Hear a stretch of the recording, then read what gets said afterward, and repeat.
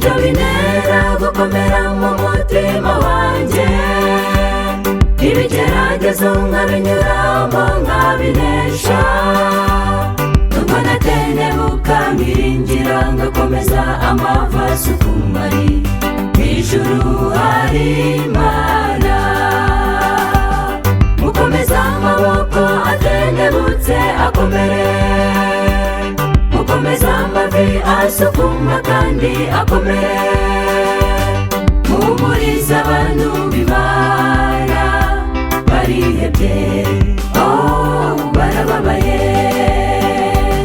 Nibuka Abisiraheli nabo mu rugendo, amaboko y'amasiyo yajyaga gusukuma, uwitwa Aroni yaramukomezaga agakomera, amaboko agashikama.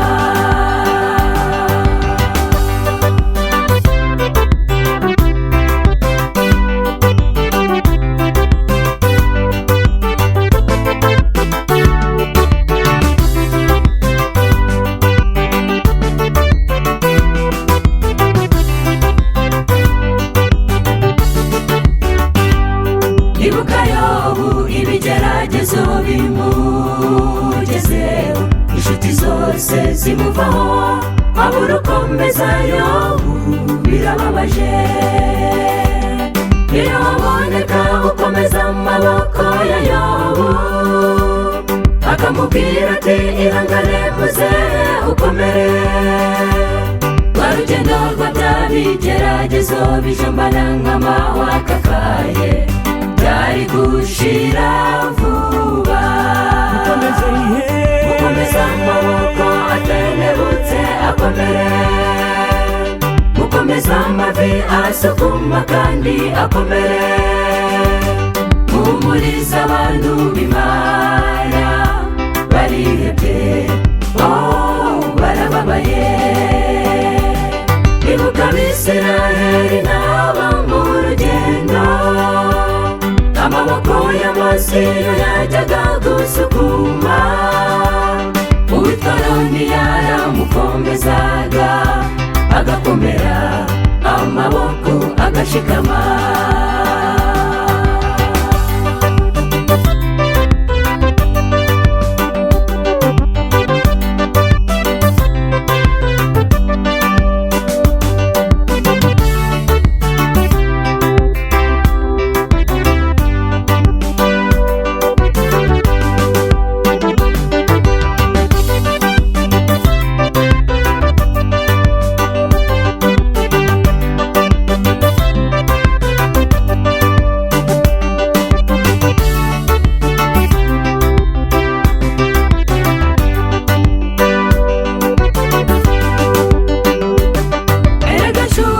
Biranagoranye ntabwo byoroshye gukomeza amavi asukuma, nawe yabahungabana birakomeye.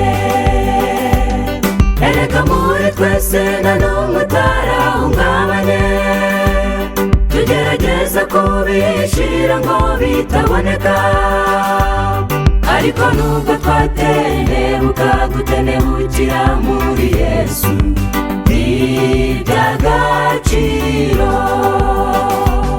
Mukomeza amaboko atentebutse akomere, mukomeza amavi asukuma kandi akomere, muhumurize abantu b'Imana barihebye, barababaye. Ibuka Abisiraheli nabo mu rugendo, amaboko y'amasiyo yajyaga gusukuma, uwitwa Aroni yaramukomezaga agakomera, amaboko agashikama.